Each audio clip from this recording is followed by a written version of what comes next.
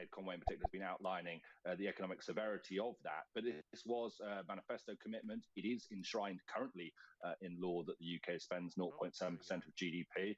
And bear in mind that aid spending is linked to GDP. It is already significantly lower than it was even before these cuts come into play.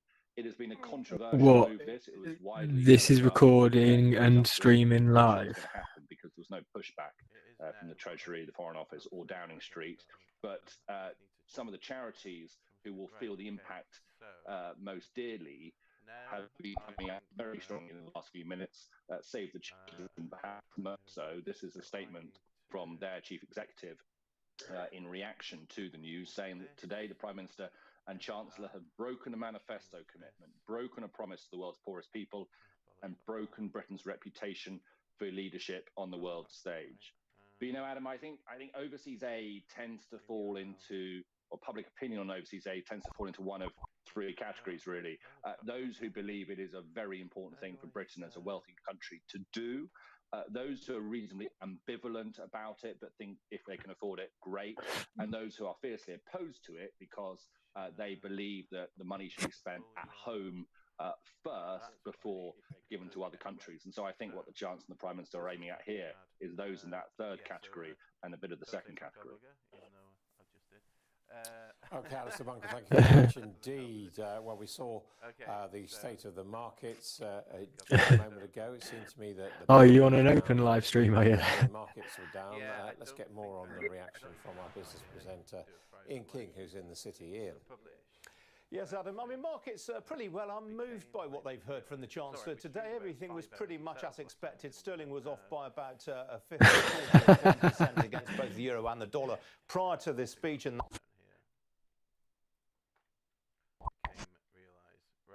this is probably going to be quite trippy because it's going to be us a few seconds ago. Oh, what? Yeah. Oh, that is trippy. No, that's weird. So it's mirrored. So it's got a lag of what? A couple of seconds. Oh, now. Oh, here we go. Look at this. This is gonna weird. Start going crazy now, isn't it? So it's mirrored. So it's got a lag of what? A couple of seconds. Oh, now. Yeah, that's over the top, isn't it?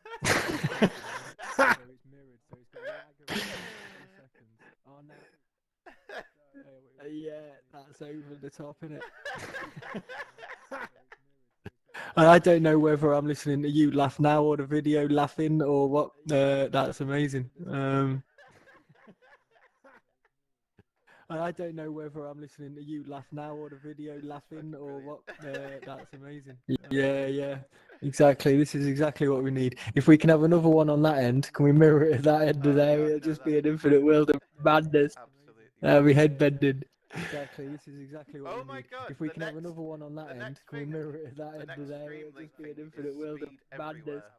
We head bending. The next two words we've been given. If we can have another one on that end, can we mirror it? Oh, is it? Yeah, speed everywhere. Speed everywhere. Someone's Okay, so I need to... Someone's having a jape. Speed everywhere. Someone's So which one are we in now? I've forgotten. Are we in mics or are we in... Someone's having a jape. Speed everywhere. Oh, hang on. You are in Mike's world. Okay. So I need to go and do the same Someone's having a thing jape. in Ben's world. Ben doesn't know he's doing this yet. Okay, so let's create a portal. What's he doing? Do you want to... Oh, yeah. Okay. Let's create a portal.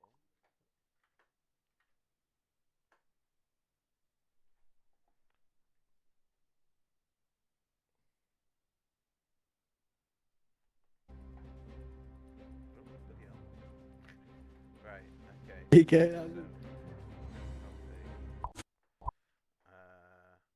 need another one of these. Oh yeah, speed everywhere. This is so confusing. Speed everywhere.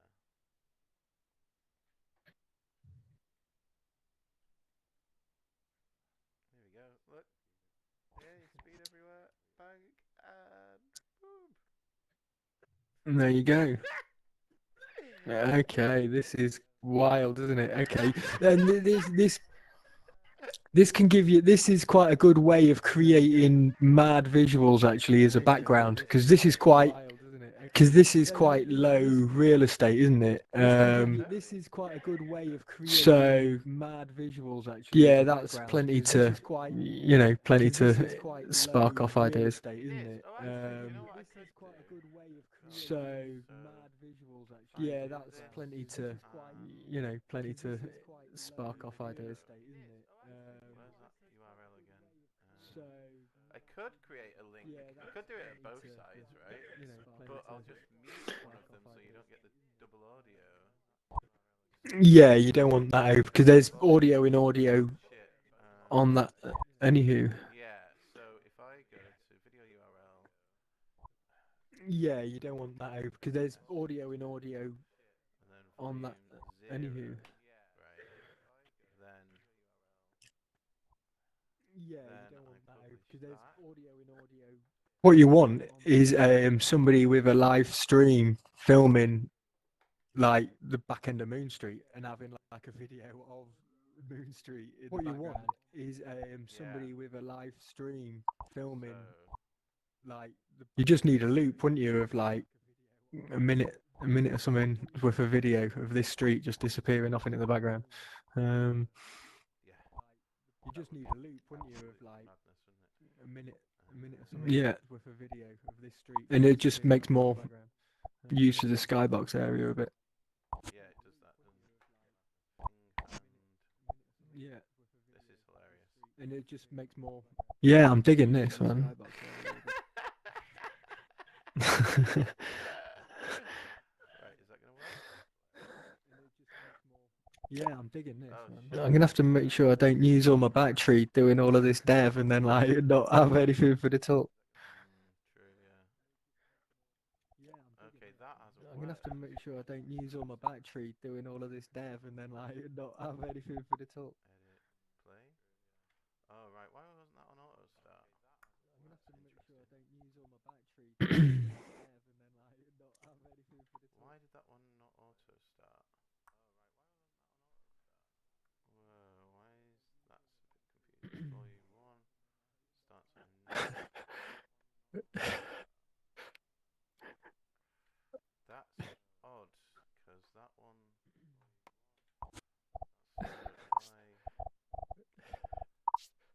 Still kind of struggling to get my head around what the fuck's going on there. So it's filming what you're looking at, right? Is that what it's doing? Yeah, fully what I'm looking at. Yeah. Still kind of struggling to get my head around what the fuck's going on there. I don't know. So it's filming what you're looking at, right? Is that what it's doing? Yeah, fully what I'm looking at. Yeah. Still kind of struggling to get my head around what the fuck's going on there. If we both enter a different space and then come back. Cool. Should we do that re-enter thing? Let me see how that goes. Can we just re-enter this space, right? Try that. Yeah. Oh,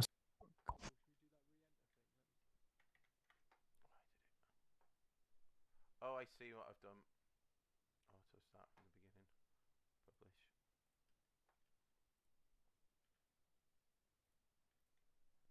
Oh, I see what I've done. Accept engine. Auto start.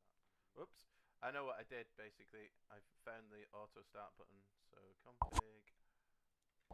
Accept engine. That was madness when we turned up. When we spawned into life. I know, yeah. I turned up right behind you and I could see through your glasses. Yeah, really. That was fucking nuts. I was inside your cap and I was looking through your glasses. It was well weird. Right behind you and I could see through your glasses. Yeah, really. That was fucking nuts. I was inside your cap and I was looking through your glasses. It was well weird. the audio thing's trippy as well. It is, isn't it? Right, okay. That was fucking nuts. So this should just actually automatically work. To be fair, let's line it right up. There's no gap. I like there being no gap. That's pretty cool. Whoa, that. There you go. That's the kiddie. But but it's not always going to be showing this street. That's only because we're here. Although we will be in this street when we go down here anyway, won't we? So yeah, There we'll you go. actually show this street, which will be yeah, man. This is like an art project, man. This is a full-on art project. You know, it'll. Yeah, man. You just have to tweak it, come up with a narrative, and film some cool shit. This is Project, man. This is a full-on art project. You know, it'll. Yeah, man. You just have to tweak it, come up with a narrative, and film some cool shit. Yeah, that's dope. That's proper dope. this is so good. Yeah, that's dope. So, That's where the fuck are we proper again? So we are in Ben's world. We need to make that second screen in Mike's world now. So, right. Oh, there it is. Mike's world. Info. All right. So you've given them each a world without them knowing yet. Is that what you've done? Mike. Oh.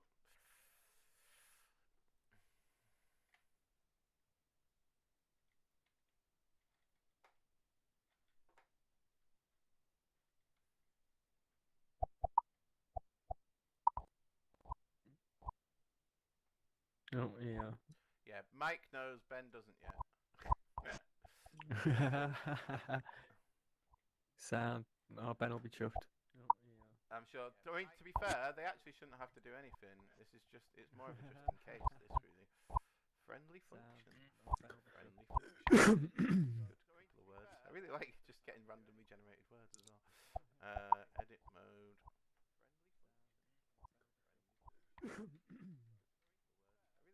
Line that up. Oof, this is very confusing when you can see what you're doing at the same time. Move that one a bit further down.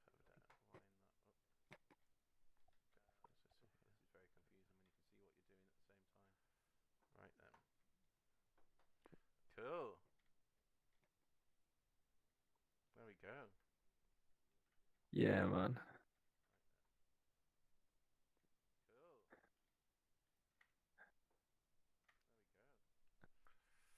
Yeah, man. Yeah, good job. You got tidy at that. That's good. Right. I need to now go back to the event. Yeah, good job. You got tidy at that. So my events. I'm going to go back to the event, so, and I can't create a portal to that, so I'll have to meet you back in the event. Right, cool. I'll just follow you like a bad smell.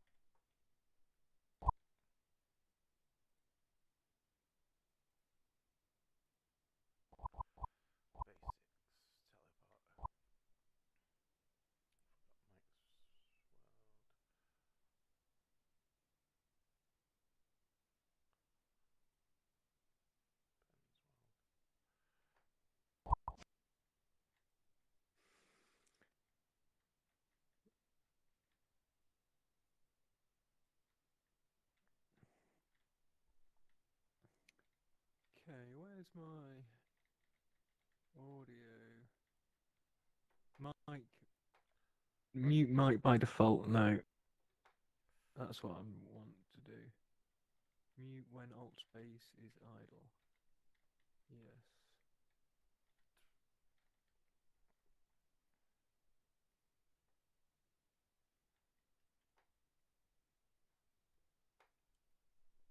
Cool. Moon Street, Mike's World. Ben's World. Yeah. Cool. And then we'll go into that one and you can film that, and then they're just there as what, just sort of like, hey, you'll be able to see them on their video screens. Or is that what the crack? They're going to be watching what we're talking about on our video screen, what you're, in fact, everybody will just be able to see what you're filming, right, on those mirrored screens, right? Okay. Yeah.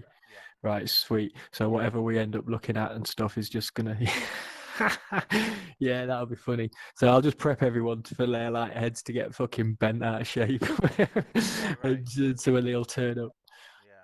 Yeah. Sound. It'll be interesting to see all those people popping up as well in the world if you're there first and that, and then I guess avatars will just kind of like start appearing and that, and then they'll be in the stream and that, and it'll look like there's like millions of people popping up in the distance, won't it? Yeah, and I guess what we should do, I think, after that is get everyone to just go back to the main Bristol VR Lab world, and not the event version of it, basically. Yeah. I've got to go because Ben's ringing me. Yeah. No, that's good. I'll get this back on charge and get everything fully charged up. What time are you going to go in?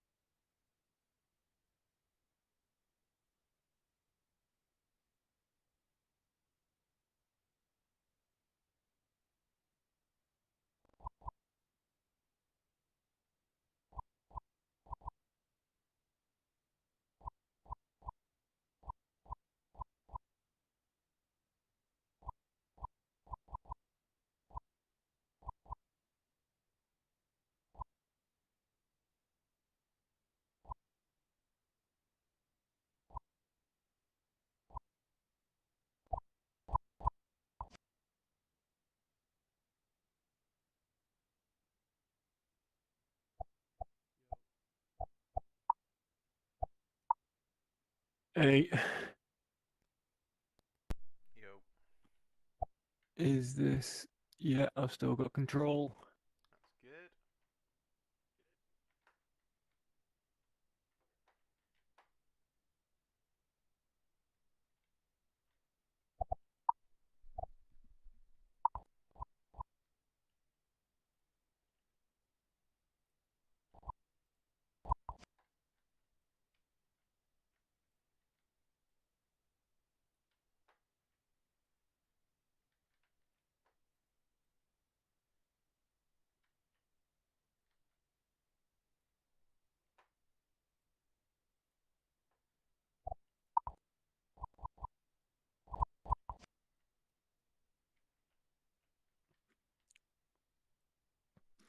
Okay, so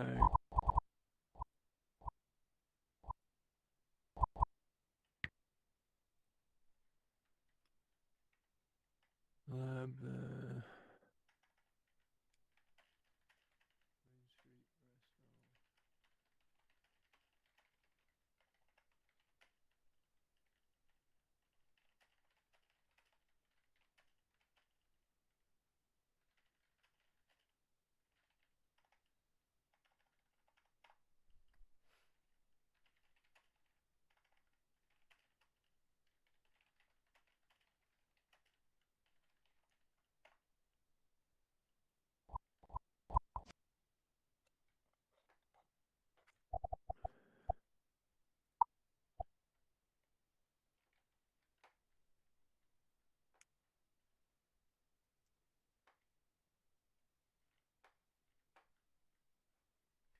Yeah, I have no idea why it lost my things. It's really odd.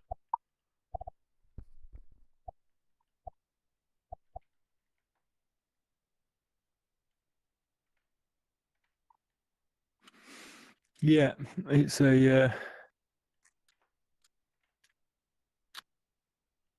Yeah, I don't know. Yeah, it's another mad glitch in it. Another bug, Yeah. buggy bit. Okay, cool. Yeah, so you put the. Let's have a gander up here. I found a quick way into the lab as well. I think you can get onto the.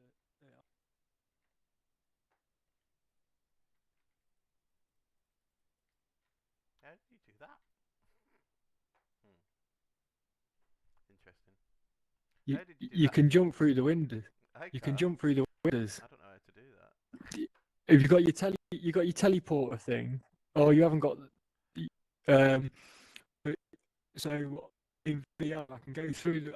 I've got collision on the walls, but no collision on the windows. So I can go through. There's no actual model, I guess, on the window, and there's collision on the window panes, but I mean on the window, on the on the frame, Okay. but there's no window there. You know what I Steve, mean? So you can get in. right, you have Yes. gone Right. robot-y, right? All right. Which is Yeah. not good. So let me re-enter.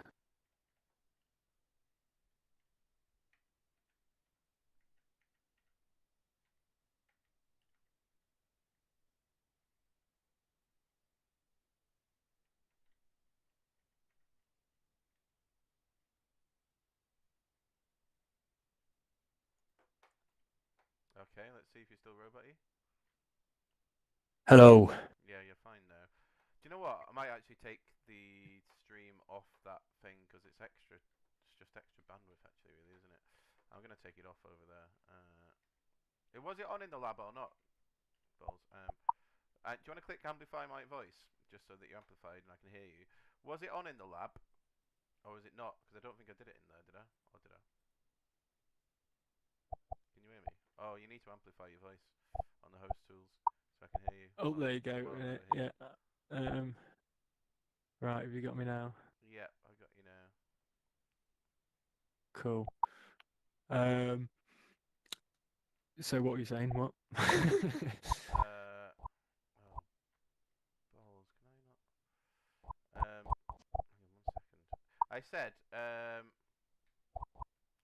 oh, I can't change the damn config. Oh, I can just stop that though, can't I? Right, okay, that's stopped. I was saying, was it playing in the lab or not? Was it? Oh, let me have a look. Oh, it's alright, I'm going in there. I'm going in. Oh yeah. Yeah, I'm just going to stop it because it's actually extra bandwidth, and considering we're going to have loads of people in here, it might just be a bit much to do that. It might just kind of All right. extra stuff going on in the world that might not need to be. Right. Okay. Hey man. Hey Steve, how you doing? How you doing? I'm okay. How are you? I'm okay. How are you? Not too bad. I'm just doing some atlasing to get less materials in. Oh, Is the cool. name of the game. Oh, cool. You are So being hopefully it'll be broadcasted live. You are being broadcasted live. Oh, am I? Oh, fantastic. Also, I can hear my Swears to a minimum. because you're playing it out of the speakers. Because you're playing it out of the speakers. Oh shit. Oh, I swore as well. Damn it. I think there's going to be a bit of that. Let me set my headphones on. Cool. Thank you. Cool, thank you.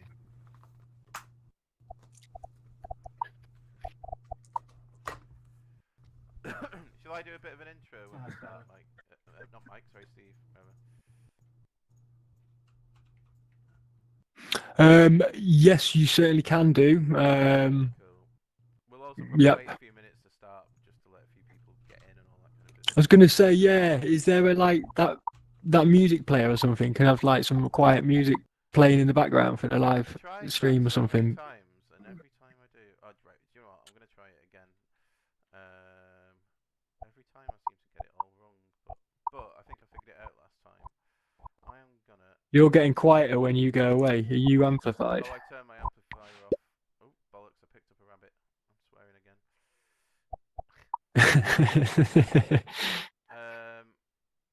Also, we should both go on air, basically, as of about now, once we get to 3 o'clock. In fact, I'm just going to do it now. So hit the on air button so that we're always in the world.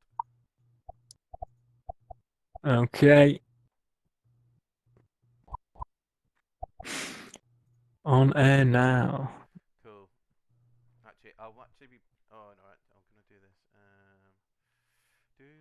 I'll put that player in. So.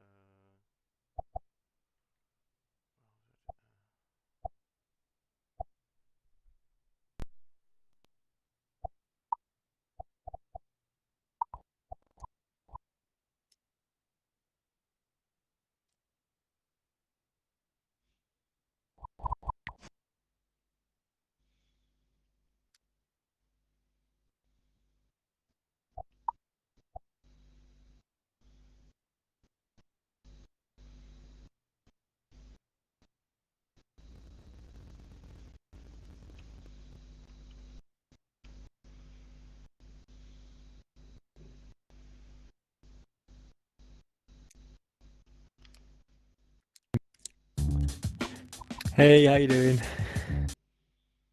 Hello. We're yeah, we're just waiting for a couple of minutes for a few folk to turn up, and we're getting the last little bits of tech playing going on, and we'll be starting any minute now. But feel free to have a little fly around, a little explore about, and we'll be with you in a second now.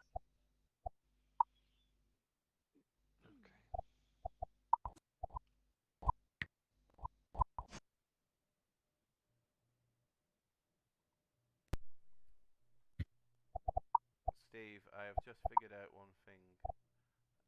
What's this? Which is I'm not going to try playing music because YouTube will stop broadcasting us if it detects copyrighted music right away. Oh yeah, of course, yeah. No worries. Well, it's just a bit last minute to start looking around for some copyrighted music. Yeah, exactly. Yeah, no worries, man. Let's yeah. Let's just set about it. Yeah. Just wait for some people to arrive, I guess, really. I wonder if we will end up. 7 out of 30 so far.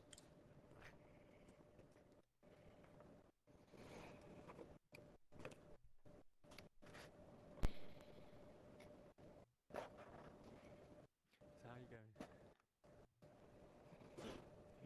Sorry.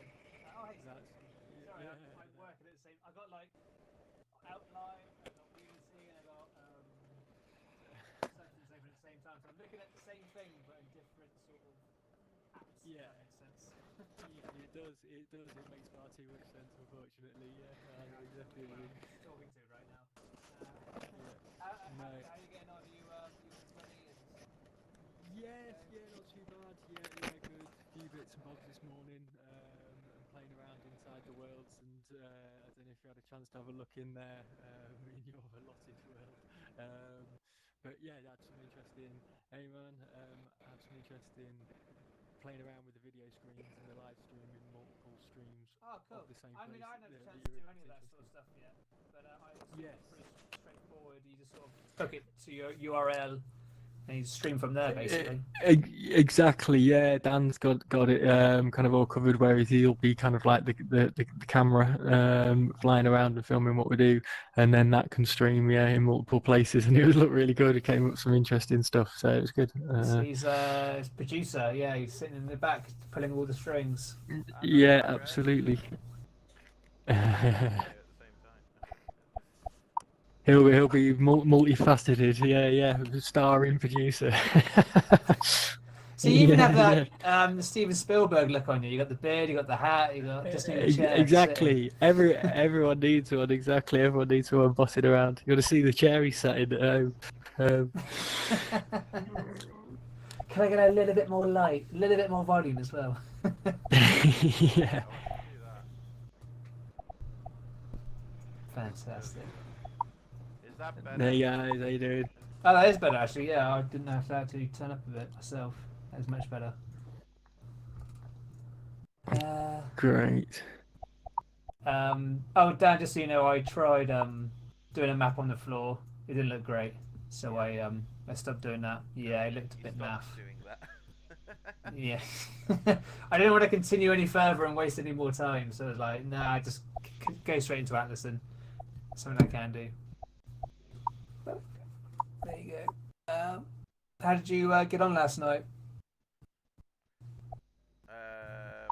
With what? I don't know. You were doing a meetup, weren't you? Oh yeah, I went to the world tour thing. Oh, did you? Oh, nice. Hey guys, how you doing? Oh, bloody hell, that's good. It's always good to see eyes on the prize. Have we got stats?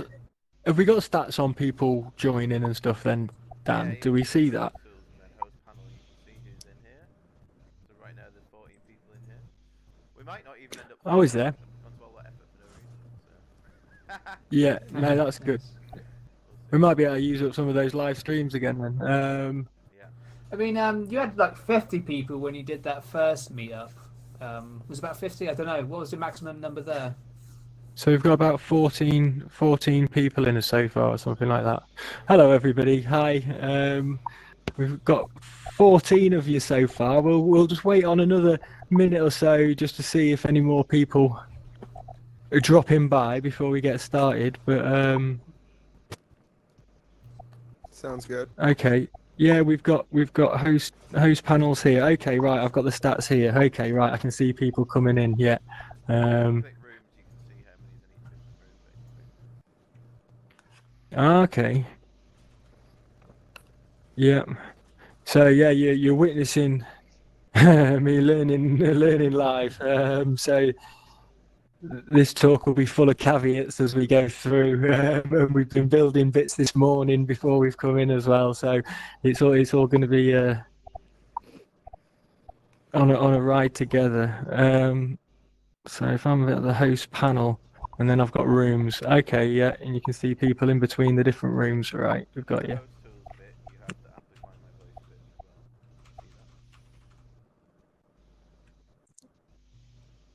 In the host tools bit, I've got to amplify you, have I? No, but you have amplify my voice. You should have written. I don't mean for me. Yes, I'm amplified at the moment, so all these lucky people will be hearing me drone on and trying to figure my way through the menu panel. There you go.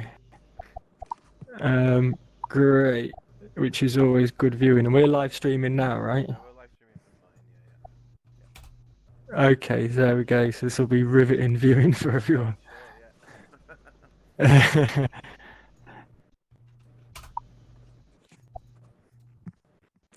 Okay. When we want to So I'll start, close that panel. like just in front of the screen, so it's a sort of logical place to stand in. Yeah, absolutely. Well, whenever you feel. Yeah. Should we go? Should we just go? Go back down here? Should we just crack on? Yeah. Yeah, let's go for it.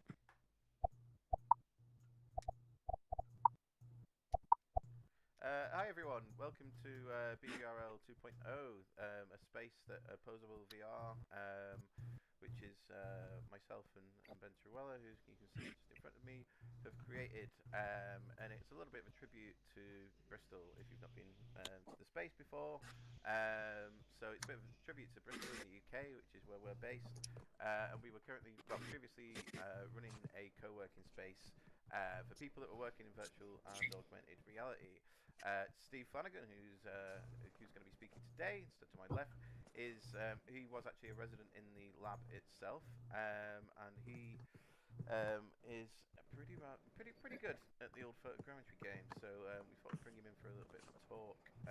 This space is visitable at any point if you'd like. If you want to use it for anything yourself, you can do that. So while you can't favorite it right now because this is an event instance of the space, you can go over to this little portal, which I'm going to kind of wander over to now. This little portal over here will take you to the world version of the space, which you can jump into and favorite the space if you'd like to do it at any point. There's lots of cool stuff to explore, so if you want to do that at some point in the future, you can do that by jumping in there. This is the first time that we've run something in using the front row tech, so if we do fill up, it does mean that people can jump in here, but it does also mean that we might get a bit confused at some point depending on which instances of this world that people are in. We are going to do a little bit of world hopping later on, but we will explain that as we do it. And then after we've done that, we're actually going to meet in the world version of this space rather than the event version of this space. But we'll try to make that much more clear when the time comes to it. So yeah, with that, Steve, I'll let you begin. Right, grand. Well, hello, thanks for coming, guys. That's good. It's always these things kind of can be tricky to find as well. Even with like the best will in the world, I've tried to find some events before and like struggled to get in. So it's great that you're here, and as you say, we've got like a cap on the amount of people that can come. I think it's about 30 people. And then, so if we do have 30 people or more turn up, then they can still join, but their avatars won't be seen. So some people might see them, some people won't. I don't know how it'll work. We we're kind of experimenting ourselves a little bit.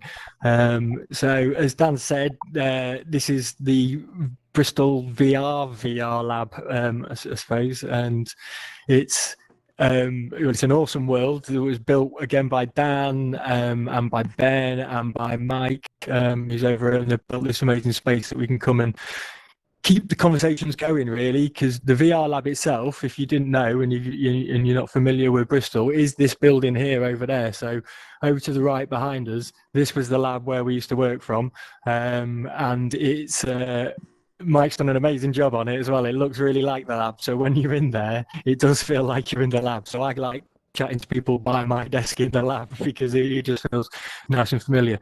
So you can get in there. You can either try and, in the real world, it's exactly the same as this, the actual main space. This is the event space, obviously.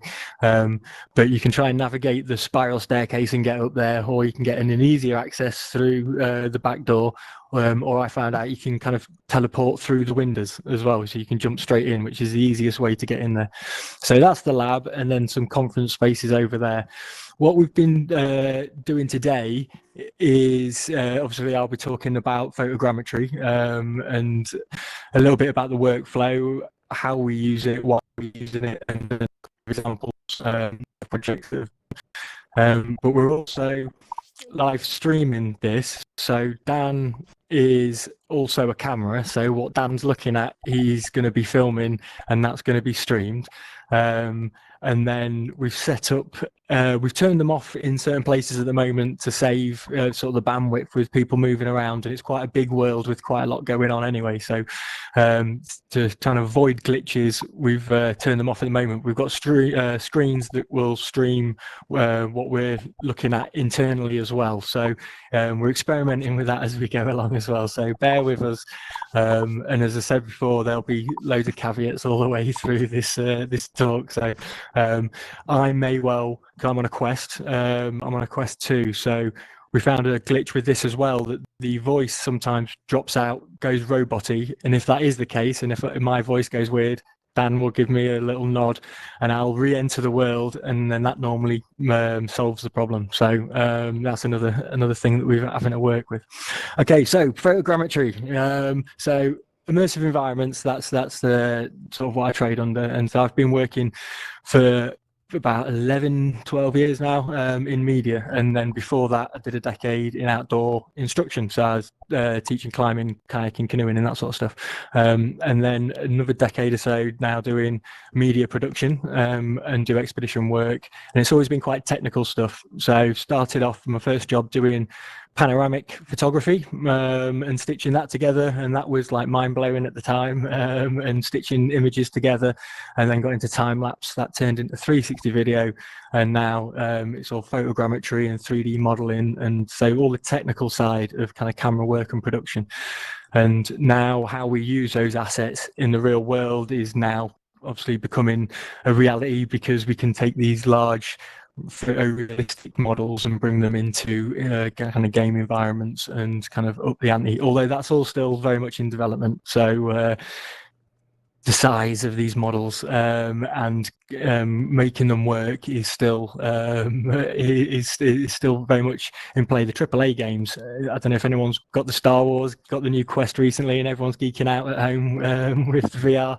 But go around Star Wars, which is an amazing game, and then looking at all the textures and things like that, the textures are pretty good, but there's only certain elements in there that are kind of nice photogrammetry examples, and then the cliffs are still very blocky and sort of graphic-y.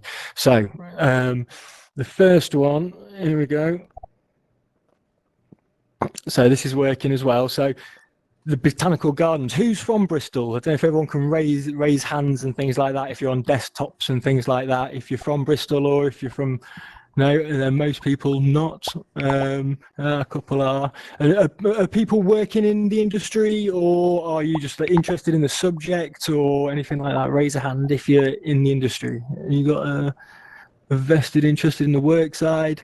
So a couple of people, and then if you're just as hobbyists and interested in the subject, just for something to do, a couple of people there. Okay, so I was just getting an idea of who I'm talking to, and sort of and which bits. So the Botanic Gardens, this was one of the first things I shot. So if you're just interested in getting into it, basically what you need is a camera, and you've got one in your pocket, your phone, and you can do it now with some of the software just as a video. So you can simply just get your phone out and walk around a small object and film it from as many angles as possible, and then you can bring that into a software, and then that can get you a basic model. These will all be quite low resolution and things like that. If you want to go for making some really high quality models, then you're going to want to go DSLRs, lots of pictures. And I'm starting to get an echo here. But yeah, you'll get DSLRs, lots of pictures, and then you can build these really photorealistic models on a larger scale. And then the complexity of bringing those into a usable asset is your next problem. So these are just on Sketchfab. So these are models that have been made and then reduced in quality quite a lot, so they can work just online. And so these are just screenshots of one of the models that we can look at a little bit later, which is the Moon Street. So I don't know if anyone from Bristol or been to Bristol, everyone knows Lakota, the street next to it, behind it with all the bins down there. That's where you'll definitely have walked down there at some point late at night. So that's a model that we've got in these little portholes over here, which we'll use and jump in, and we'll be able to look at those models. And again, another caveat is that all of these models, when they're made in the software, they're really high resolution, and you can have them super photorealistic, one-to-one world life size. But then to make them work in a VR environment, you can still do it, obviously, by building your own app or your own game. But then for a shared streamed environment like this, live, and everybody to walk around, then your limitations are massive. You know what I mean? You've really got very small models. It's all you can use. We've got a very tight budget for space. So they're quite reduced polys, but they've still got quite a photorealistic finish when you're in there as a world. But again, they've also got restrictions to how many people can get into them. But as long as we're not getting too many more people that are in at the moment, then we should all probably be able to get into one space. Apparently, we've not tried it yet, so we don't know. We'll see. So that's one of the models there. And again, these are just Sketchfab screenshots. And this is a little video. If you've not used Sketchfab, this is the best place, really, I find, for storing your models. So when you're learning, you're getting your little catalogue of models and you want to show people examples of what you've done, then you can load them up on a Sketchfab, and then they can have shareable links, and you can annotate them as well and put lighting. And it's quite a good way as well of getting into using these kind of game engine tools, but on a very simplified basis with a nice user interface. So you've got lighting techniques and different shadows, and you can like do different material edits and things like that, but very basically with like obvious buttons and things like that, instead of getting lost in the world of kind of game engine stuff, which is a little bit more technical. Now, obviously, the resolution of the image here is being is obviously being shown through a screen grab, and then it's being streamed here and played through a player, so the resolution's low. But you can still see here that there's quite a lot of photorealism inside the scene, and this has been crunched right down. So you can use the images really small, and then those images will be used in backgrounds for either games or in film sets, documentaries, or Star Wars famously, and all that. All the backgrounds and the cave scenes and all the rock faces and stuff like that are real life photogrammetry scanned scenes that are placed in the background, and then they do the real life camera moves on top of it. So one of the projects that was a big project, or a complicated project, that we took on last year is Bill's Attic, and that's coming out this year at some point. It's been held up by COVID and everything, but there's a next stage. So it was funded by the Arts Council, and there was artist Bill, who died sadly a couple of years ago, and this was one of the desks from inside his attic space. And so we wanted to make a scan of the whole attic, which was a quite complicated space, and created an app. So it's all in development, and it'll come out. We've built the world, and you can walk around it, but we've got to now kind of make functionality and turn it into more of an interactive experience. But there'll be a website and with resources for artists basically, and it's the whole attic space, which, if anybody knows anything about photogrammetry, you'll know that complicated geometry is kind of the problem. If you've got big simple blocks to scan, then that's great, but if you've got intricate items, then it gets a little bit tricky. And an artist's attic full of tiny little things is a tricky one to get on. But the sort of detail in the models, and this particular artist, Bill, loves tiny things, makes lots of little sculptures out of dolls and takes the heads off and replaces them with shells and stuff like that. So lots of angles and intricate details, but in a strange space as well. A quite hard space to shoot because the lighting's really dark, but then there are windows, there's lots of light, natural light coming in, but lots of dark spaces, lots of reflective surfaces. And if you're shooting photogrammetry, your enemy is reflective surfaces, see-through objects, and shiny things, because when you move around, the object looks different from every angle that you look at it, so it's really hard to stitch together. So it's one of the things, problem elements to look for. So dull, dusty, dark image, things to shoot are a lot easier. Anything shiny and reflective, bad news. And so this will be a little video Yeah, again on Sketchfab. So the model simplified down to 1 million tries. So 1 million tries. Tries are geometric shape sides to an object. So to fit onto Sketchfab, your model's kind of brought down to it's about between 500,000 and 1 million geometric sides. And for that to work nicely, and on a screen it's fine, it's small, you're looking at it smaller, you still see nice resolution, but then and you can see, yeah, that's a sort of model with a head and no legs and things. You know, I won't question artists. These, you know, everyone's got their own tastes, but it was an interesting challenge to shoot it, really. And once you get the models in place, you can see all the reflective bits down here. The side of boxes underneath the table was horrific to shoot because you can see through them and they don't stitch together. So the next thing you do before creating textures would be edit the models. But and trying to get underneath tables, this is the thing. If you are shooting, it's another thing to bear in mind. You want to see every possible angle that you want to inspect that item from. If you were looking at it, say, oh, what would I want to look at that object, and how you look at it, that's how you want to shoot it. So you need a lot more pictures than you'd ever think if you want to get nice photorealistic kind of representations of what you're looking at. Now you can see these bits on the I'm pointing it out there, actually, on the boxes. When the model doesn't go together, this was a small version early on in the project. So what you do in between showing the final product would be then going into the model and editing the model and then retexturing it.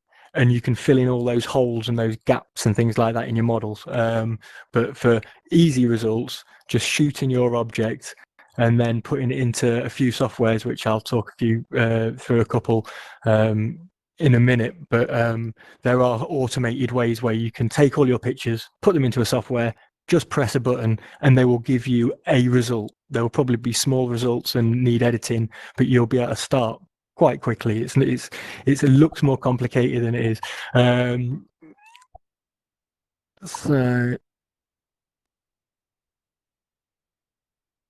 So the whole attic space, that was one desk within this attic. So this is the whole attic space, and every square inch of it is covered in crazy stuff. You know, it's just really random objects and really small objects and lots of shiny objects and reflective objects, string and feathers and things like that. So it's a tricky spot.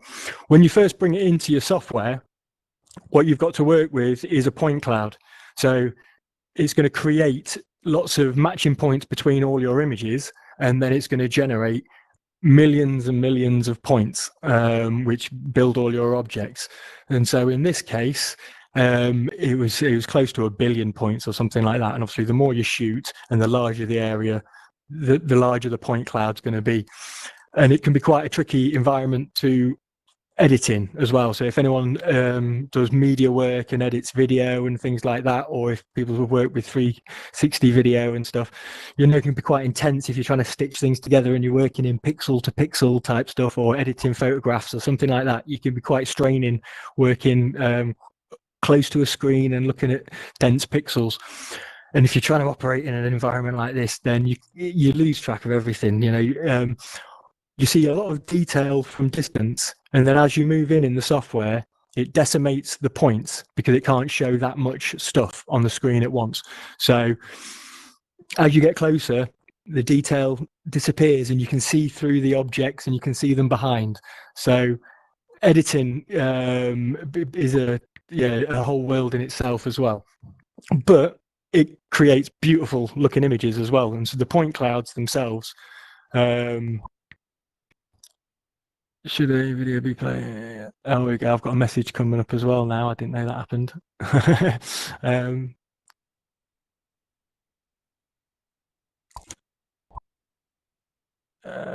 I won't do that. It's confusing. So I don't know. Did everybody see that video as well? Dan was saying that he couldn't see the video. Could everybody see a video playing? Yeah. got some emojis going up and stuff and the odd hand yet? Well, I hope so anyway. If not, then I'm sorry about that. That'll be a glitch, but there is a video playing, I assure you. There we go. So basically editing in the... Oh, it's actually stopped now. There we go. So yeah, so editing inside the point clouds is really tricky. But you isolate them by clipping boxes, which is at the end of the video. So it did seem to glitch out there a little bit. So once you've built your models, I'll maybe stop that one.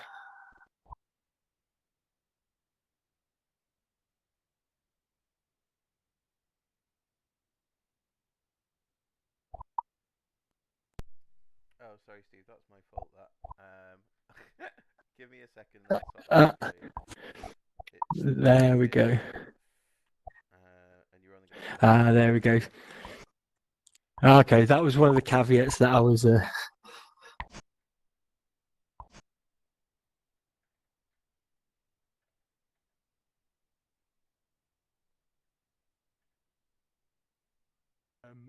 You're going to come out with that particular model there from 1 billion sides. Is you need to reduce it down to about 40 million, and then that'll give you a usable asset to create basically a computer game out of.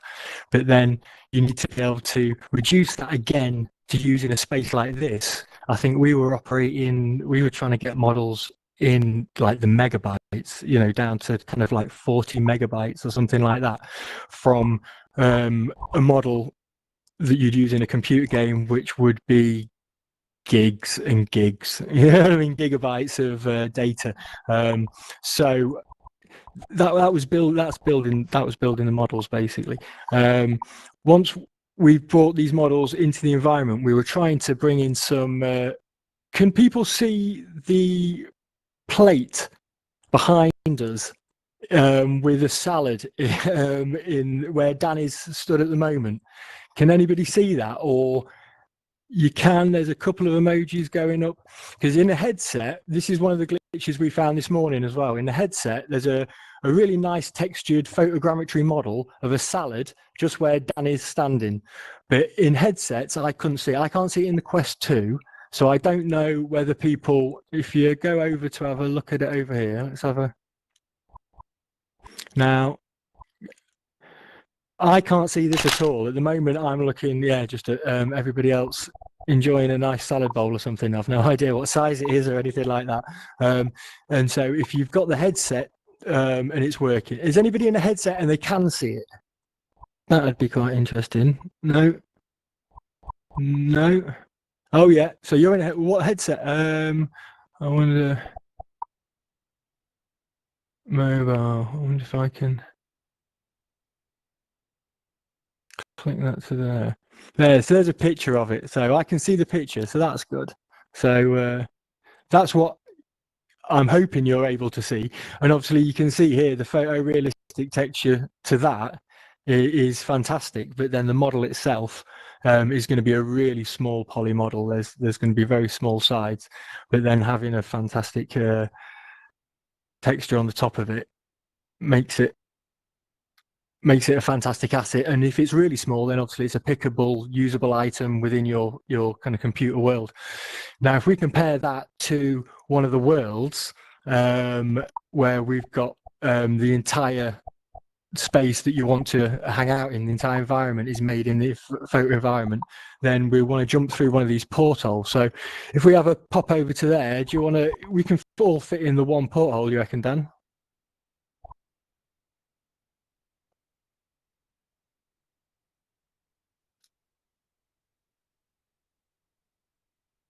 Is this working? I think we should try and send people to different portals for the fun of it anyway. Do you want to? Yeah. Okay. Right. So what we set up this morning is the Moon Street scan, and we've got them in 3 portholes, right? So you can go to different places, and we've got a video stream of what was going on here being filmed on 2 screens at the end of the street. Now that should work in all 3 portals, right? Is that right, Dan? We've got it. We haven't got it in the first one, but it is in the second and the third. So if you want to see this event being streamed into a photogrammetry recreation of a street in Bristol, just for the fun of it, then jump into either Matt's world or Ben's world over there. If you're not that bothered about that, then jump into the normal one. But you're all going to still continue to hear me and Steve, hopefully. Right, and they'll have the screens in their one, won't they? Right, and yeah. see what we're... And after right, okay, right. version of the world, rather than the event version. Cool. Yeah, so we'll see how we go. So again, it's all a bit of an experiment. So to see how we go, because they were built this morning, but it should all work. And then the stream, the stream of the street within the street is cool. So let's give that a whirl. Let's try that. We'll go into this one.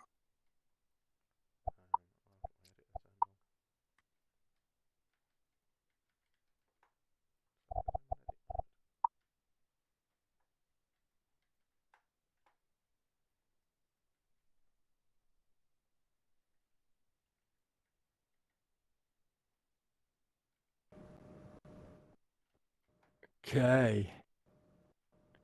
Am I still... You probably can't amplify your voice, but if people just do around you, it should be fine anyway, because we're not in an event anymore. Ah, right, okay. Okay, cool. Does anyone know Moon Street then? Do you recognise the spot? No. There we go. No, you bringing the player in. Cool. So the idea is that we're gonna, because Dan is filming what we're doing. So if we can get the video stream up. I mean, we don't of need this to do street. that anyway in this one, but you can just explain this one. Everyone else will be able to see the ones in the other one. So you just want to extract. Oh, right. Yeah, you don't need to do that. Yeah, if you've got that video playing, streaming in here as well, then that'll be cool. That will be a bit ridiculous, but we can do it then. Yeah. Which one is it now? Not that one. SDK. So the textures in here, you can see they're all quite small. They've all been flattened down, but the amount of detail that you get out of it is massive. I think this whole texture and this whole model rather, we got down to about, I think it was about 40 megabytes or something like that. It was about 40 megs, wasn't it? How many triangles?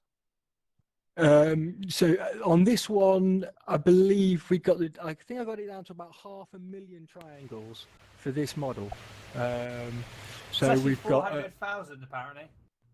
Oh, 400,000. There we go. There we go. 400,000. We got it down to. And again, you could reduce it again. And again, it was a kind of a time constraint, especially we were kind of playing with these photo models. Now, this is what I was talking about with the video we input in there. This was giving us quite a cool effect. And if we had a video wall at either end of the street and then lined it up, when you're looking down the street, you just get kind of infinite video in video in video. And it kind of was quite a good kind of inspiration for like art ideas as well. How do you make this space a more usable space? Because here, obviously we got the street and we can walk about until you made it into a game where you create some features. You know, we've put a couple of cups in here and stuff, but then if you added obviously your collisions to them and make them objects that you could pick up and move around and things like that. But you need something to do in these spaces, right? So having a screen at the other side reflecting in and giving that kind of hall of mirrors type effect of what you were looking at was really cool. And you could think, oh, actually, now we can make a much larger visual space from a really small model and make it a more usable kind of environment. So I think that's nearly running. And again, as I say, the whole world I think was only built a couple of months ago. It's like 2 or 3 months ago, I think. This is sort of being put together. So it's all still very much in development. So you have to kind of bear with us. And it was kind of, the idea was always there and it was starting to be built, but it's all been kind of brought along, obviously, with the COVID situation. Then all VR must be, everyone's scrambling to try and come up with solutions. And I found it a really good one. I've not been in VR, I've not been a massive gamer my entire life or anything like that. And so now having a headset and starting to use it to be able to meet up with people and go over these ideas and be able to view things and review content that you make, I found it really useful, and in a lot of cases a lot easier than the real world, because if you're dealing with techs and devs and stuff like that, it's a lot easier to stick a headset on than get people to go to a space and meet up to be able to talk about what you're working on. Whereas it's great just to be able to pop in the lab whenever we want now to be able to chat on projects and stuff like that. So I'm not overly evangelical about it, because I'm still quite a newbie to it myself as well, actually living in the world and hanging out in the world and meeting people in the world. But it's definitely made working on these projects a lot easier for sure. So that's pretty cool. And there we go. Yeah, we've got the so we've got a screen up in the back, and we had it set up in the other. And when we were in the world earlier, and we had the screen on the other side as well, and everywhere you looked there was just another street rolling off, and then there was, because we were filming a video screen being set up, then the video was of a screen being set up, and it was just an ongoing infinite space.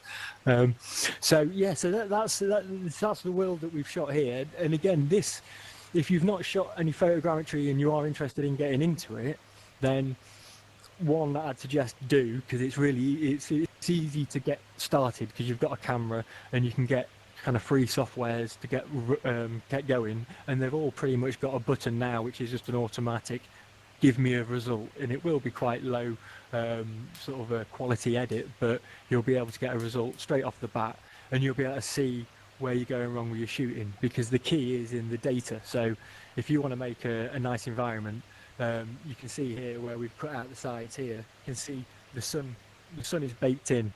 One of the main problems you're going to come across, shininess is obviously a problem, as I was saying before, when you're shooting glass or reflective surfaces. But when the sun comes out, it's going to bake into whatever you're shooting. The colours that you shoot, that's going to be inside your texture. So the best environment to shoot in is cloudy, overcast, so everything's a flat light. You want to try and bring out as much of the detail as you can as possible. So if you've got really dark shadows, then really you want to be shooting for that. There's no detail in that, but you also, like normal photography, you don't want to blow it out your highlights, because there's no detail in that either. So the shooting process is the most important part for sure. So it's about taking far more photographs than you think you're going to need, and from as many angles as possible.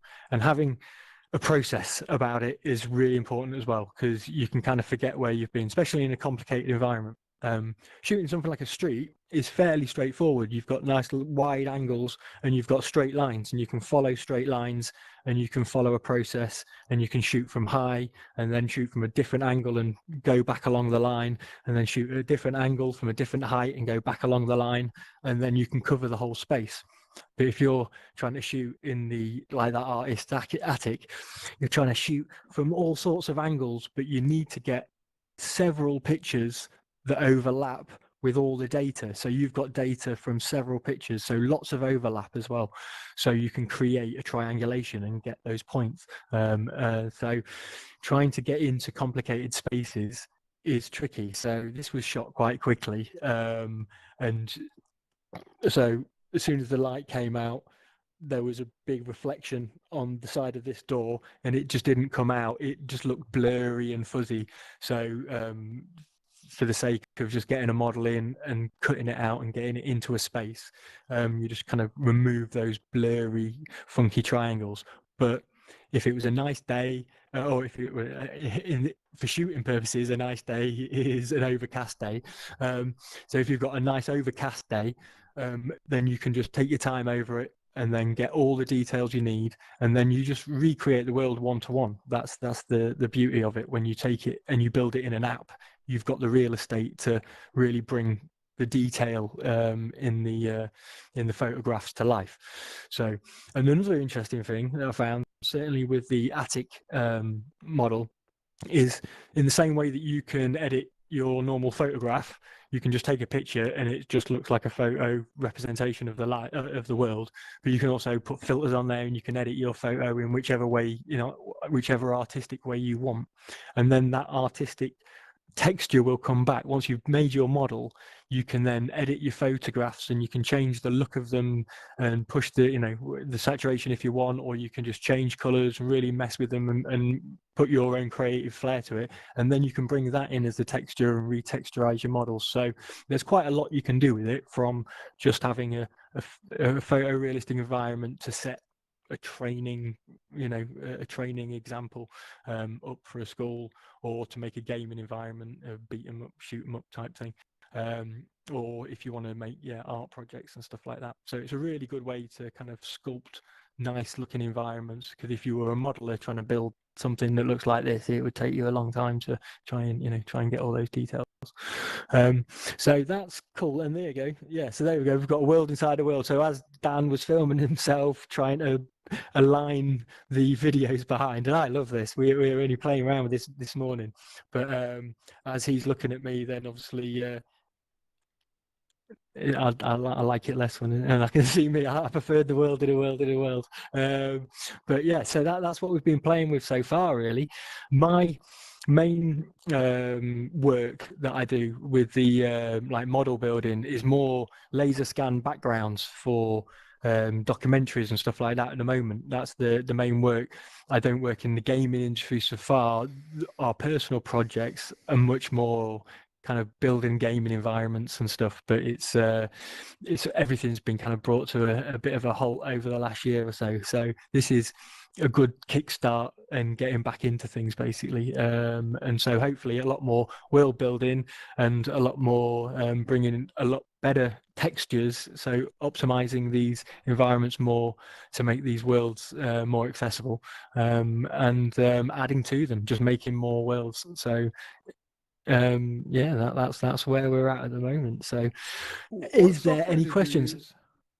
Well, I use reality capture. That's one of the main ones. The problem with these softwares is that they're awesome, but they're expensive. Now there are free versions. I think one of the better free versions is Meshroom, I think. That's one that I've not used it myself, but that's one that you can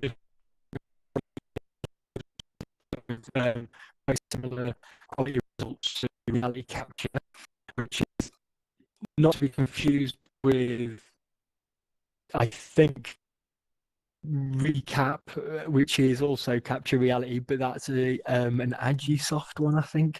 There's Pix4D is one of the main industry standard ones, because a lot of this software, it was always being used in the surveying world, and so it's very much an academic application, surveying, building construction and things like that, and it was very expensive and very complicated, and computing power wasn't available to everybody. So obviously with the big jumps in computing power and the drop in speeds and stuff like the drop in prices rather, it's more accessible. So this explosion of photogrammetry and modeling software has happened over the last few years. So reality capture is a really good one because it's got really quick rendering speeds, which is the crux to a lot of the photogrammetry software.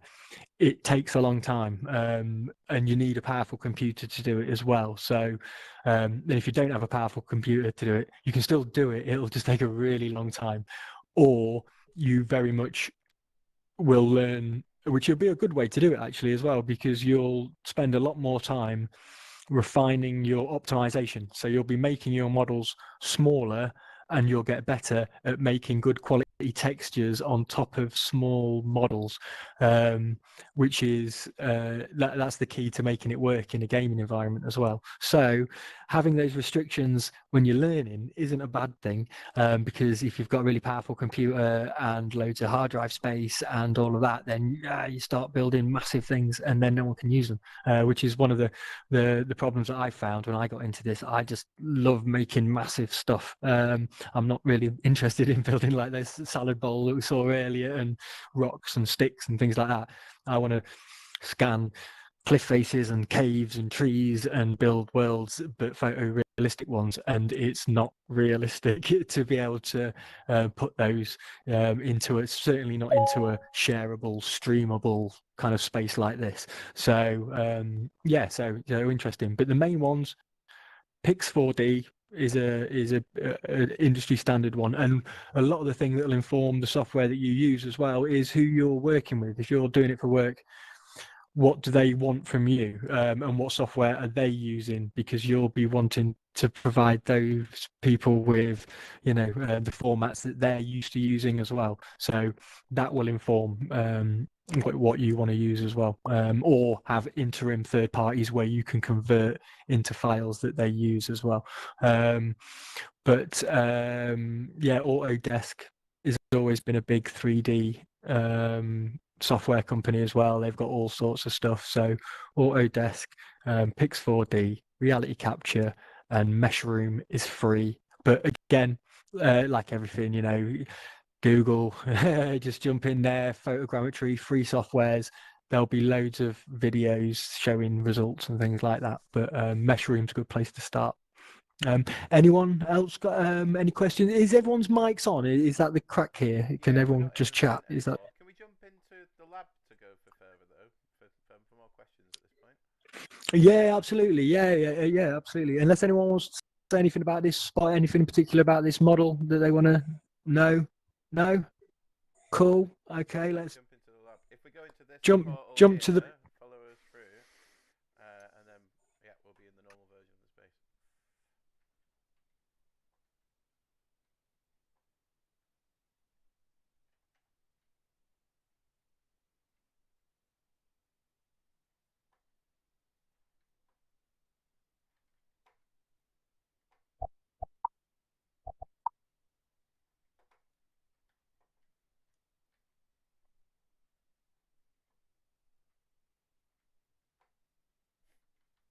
Cool. Oh, there we go. Hello.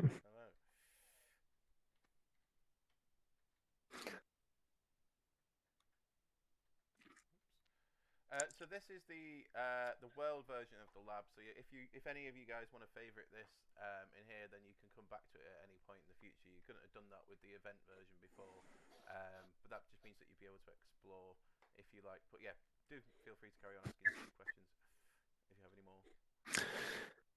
Cool. Yeah, if everyone's mic's on, then by all means, crack on. Anyone got any? How do you favourite something? Okay, yeah. So info. So on your panel, you'll have like if you go to information, is it? If you watch on the screen, you can see me do it if you like. So I think it's. In fact, actually, no. You can click. You are here. It might take a little while to catch up. It should be to the sort of 11 o'clock ish of your screen, and then you can click. You are here. And then you should be able to favorite that, I think. Maybe I can't do that because it's already... Yes, that's how it works. Yes, you are here. The world pops up. Favorite. Okay, I got a few questions. That last world we were in. Yeah. Okay, Man. everything. Okay, everything has to be pushed in through Unity. Did you push that in through Unity?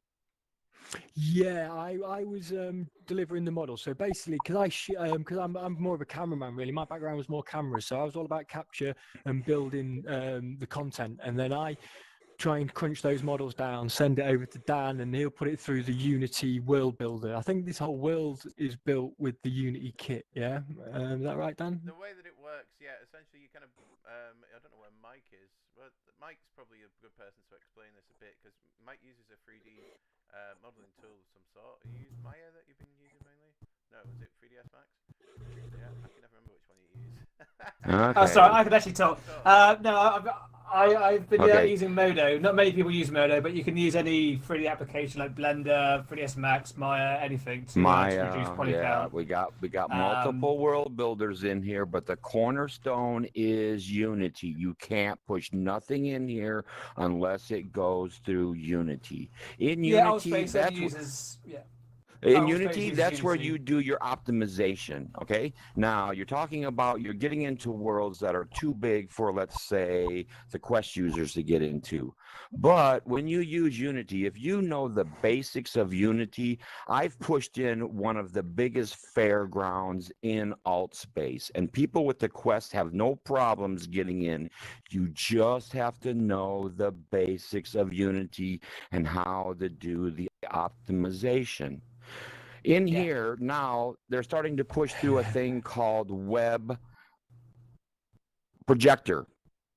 So now, because I've been in Altspace for almost 5 years, I'm going to gather some of the major world builders in here, and we're going to push up Web Projector up there for everybody to see in real time. We're going to show the community how to do the basics of Unity, step by step. Open Unity, right. go to build set. We're going to change the community in here. If you want to learn how to build using Altspace's featured kit, that's where you start. But in time, you're going to go to Unity, and you need to know the basics of Unity, how to push in here to Altspace. We're going to teach the community how to do this. That's good of you, man. That's cool. Nice. I've also got people who are experts at SDKs and MREs. Right now, SDKs and MREs are big in here. Right now, we got a developer in here who's building a bowling alley that actually works. The colliders, the weights, the graphics, everything works in the bowling alley. Are you bringing in photogrammetry as well then? Are you bringing in photogrammetry models then or building... Yes. It is. It's all photogrammetry bowling alleys and stuff like that. Nope. He's building it all in Unity and Blender. So you're game building. Okay, but cool. we do have people in here who are using that photogrammetry. 2 UK guys have the entire Big Ben, the London Bridge. They pulled it all off of Google Maps, and it's sitting right there on a big table in that photogrammetry form. It's bloody awesome. Cool, man. Cool. I'll check it out. It sounds good, man. Can you tell us a bit, like, where are people best going if they want to learn about the MREs? Place to start with those, because if people don't know what that is, that kind of allows a lot more interactive kind of game style objects in worlds, and that's something that I know a lot of people have expressed a little more interested in. With Altspace, there's kind of, these worlds exist, they're nice to explore, but there's just not that much functionality in a lot of them, is there? And I think with more people kind of That's right. Okay. Okay, we got a major world builder in here. He says you can build the most beautiful world in the world, and people come in and they look and they go, "Oh, how nice," and then they leave. In your world, you have to build what they call an entertainment factor. You have to have something interactive. You want entertainment, so the people who come in entertain. Okay, I believe it's on Wednesdays. I believe it's today. But if you look on the events, there's SDK developers, and it's hosted by Steven. He is the one who wrote all the SDKs, MRE, here in Altspace. He will teach you a lot when it comes to MREs, SDKs. And that's actually Thursdays, every other Thursday. There you go. See? Cool. No. There you go. I'm very interested. Yeah. What kind of interactivity amazing. are we talking about here, though? Is this like simple physics objects, or is it literally you could create games in here? Oh my God!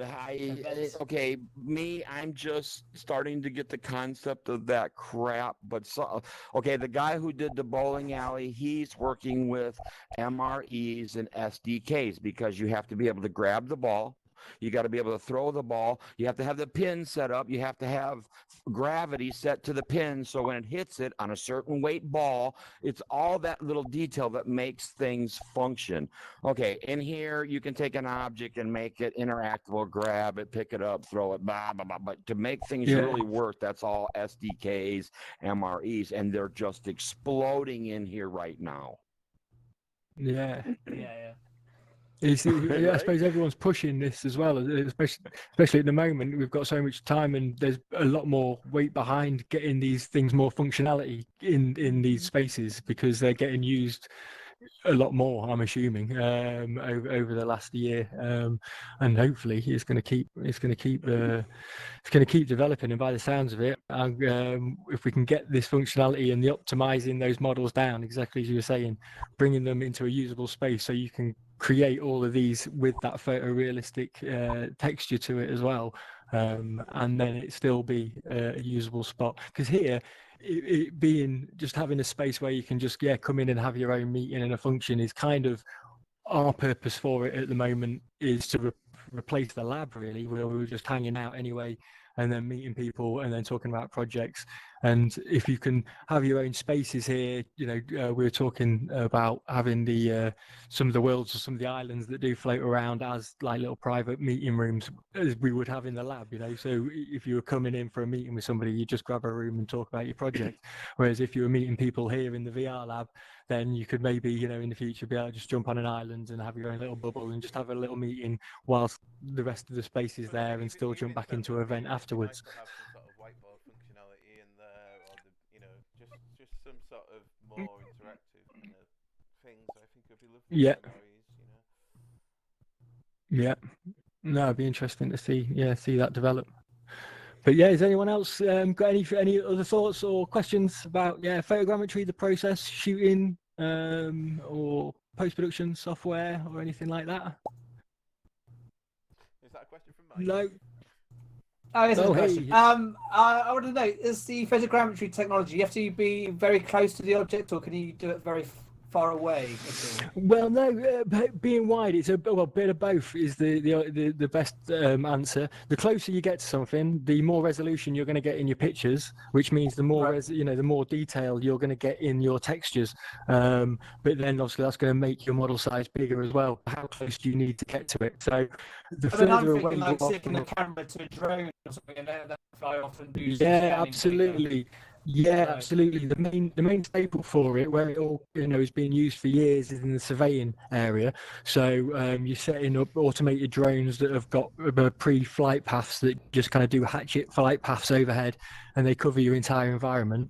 And it's been used in surveying for years, and so now that's been moved over. So if you've got a drone flying around, and especially you've got those objects, there's a couple of good like Aerial Ranger, I think, is one, and there's a couple of apps out there that just program your DJI drone or whatever, and you can program it in, and so you just press go, off your drone goes, it scans your object, and then you bring it back in, and then you've got your data sets. But then to get the detail, you need to shoot on the ground as well, DSLRs, and then get those details. But from overhead, you can still get, for buildings or something like that, for sure. I mean, and then, I've got the moors down the road. I would love to be able to do some scan data of all of that landscape, and it'd be interesting. Yeah, well, that's the problem I ran into as well. Exactly, I kind of got into it and went brilliant.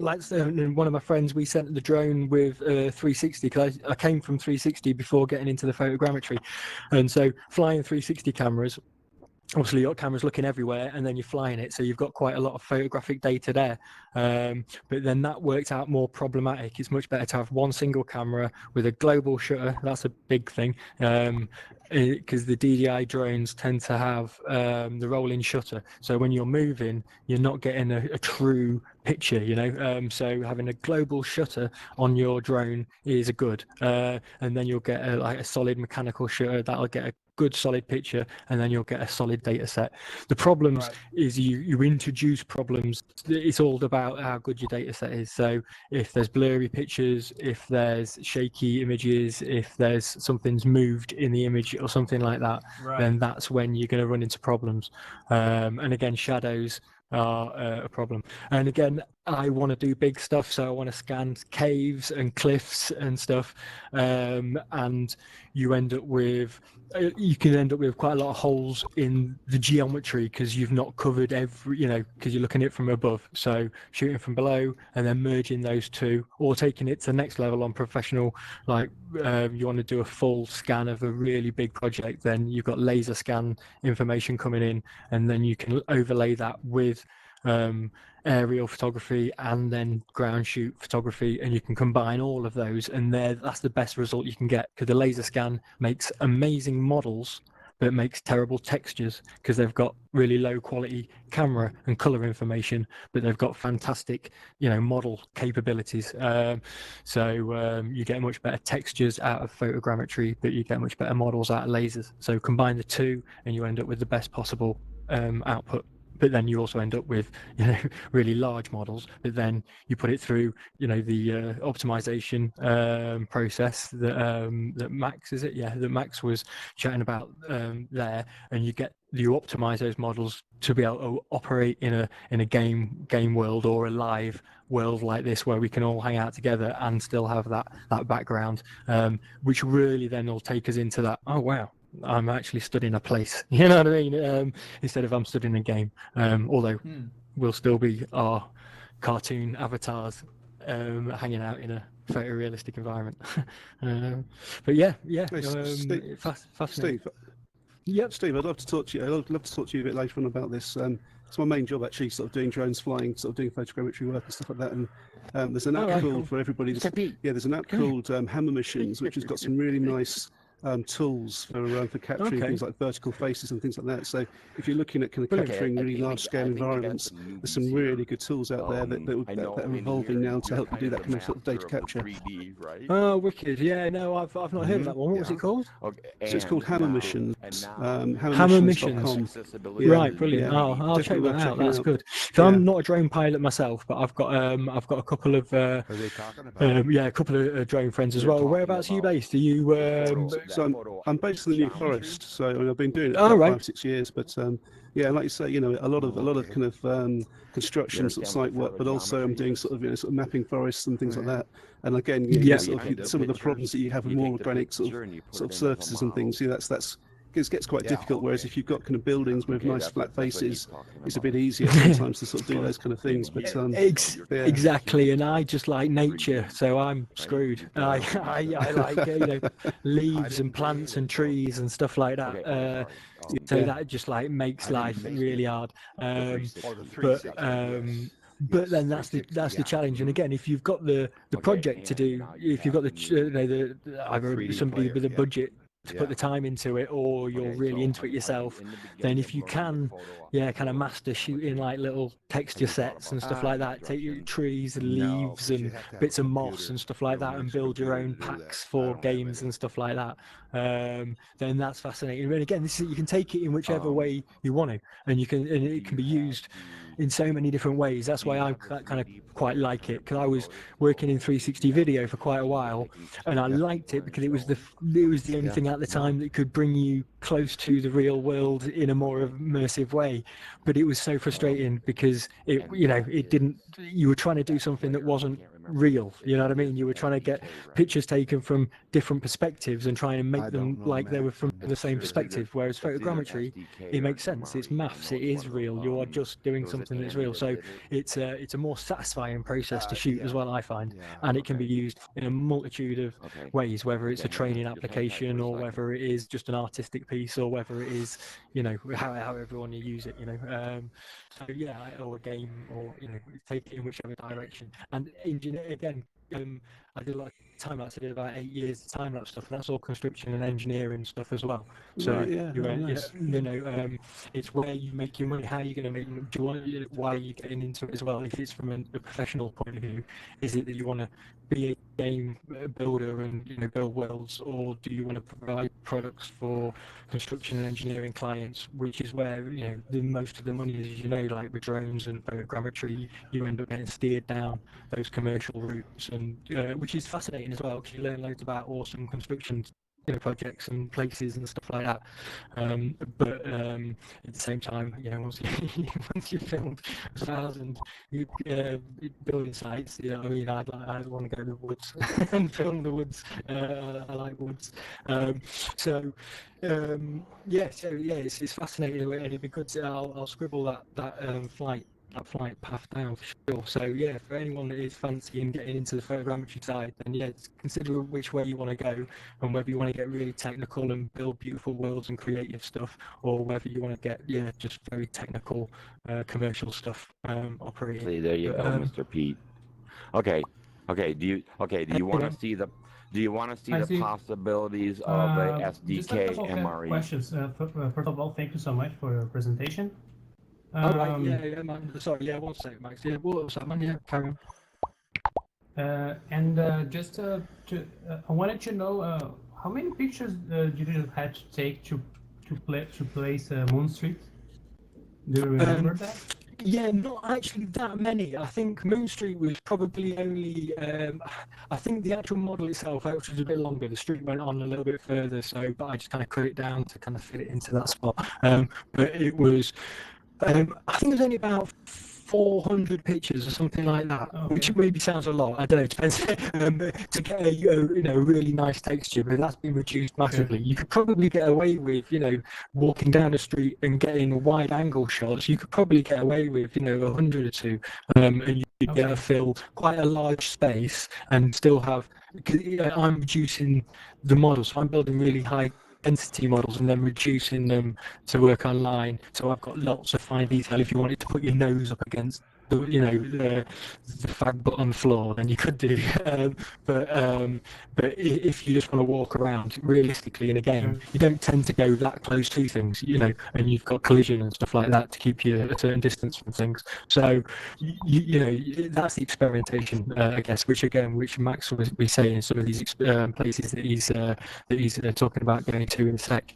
They'll have reduced the place so well, and the textures on them will look fantastic. So that'll be interesting to check out. But yeah, does anyone else have any photogrammetry chat before we bail?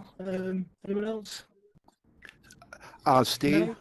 Yes, hello man. Mr. Pete, hey, how are you, man? I just want to interject that you are breaking up a little bit. And your audio. And see, here's the situation. People don't want to interrupt you and say that your audio is breaking up. We try to be polite. We want to listen to every word you say. So, see, nobody wants to interrupt you and say, hey, you sound lousy. So we need to learn that all you have to do is re-enter and it would clear right up. Because what you're saying is important and we're missing little There you go. Everyone agree? Don't be afraid to say, excuse me, your audio is breaking up just a little bit. And all you have to do is re-enter and it clears right up. I hate when that happens too. Yeah. Hi, sorry about that, guys. Yeah, I mentioned that at the start. Thanks for that, Van. Yeah, no, I mentioned that at the start, but yeah, Dan was supposed to jump in and give me a nod when I started sounding like a robot. Yeah, it's a Quest thing, isn't it? Is it just the Quest 2? No, it's all space. Right. Okay. Yeah. Well, we're just learning out about these things at the moment for sure. Okay. Yeah. Okay. So you guys are doing photo geometry. Okay. But Mr. Pete here, he's been playing with 360 photos, and now Mr. Pete here is the owner of the new MRE, which is a 3D video player. Do you want to see the possibilities of a 3D video player in here? Can you drag it in? Can you? I don't want to take anything away from what Steve is explaining. Well, no, I've done unless anyone's got. I want to just sort of say thanks to Steve for doing this today and for everyone to coming along, because we're kind of like going off the main sort of topic of the event, and I just sort of want to that we do that in case anyone does want to go or anything like that.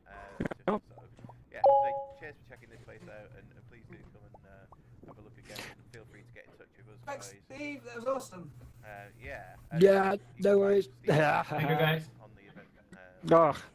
Wicked. No worries. By all means, jump into favorite the spot and jump back in. There are socials and stuff like that as well at some spot as well. So but nice. Thanks for coming, guys. Cheers, Steve. Man.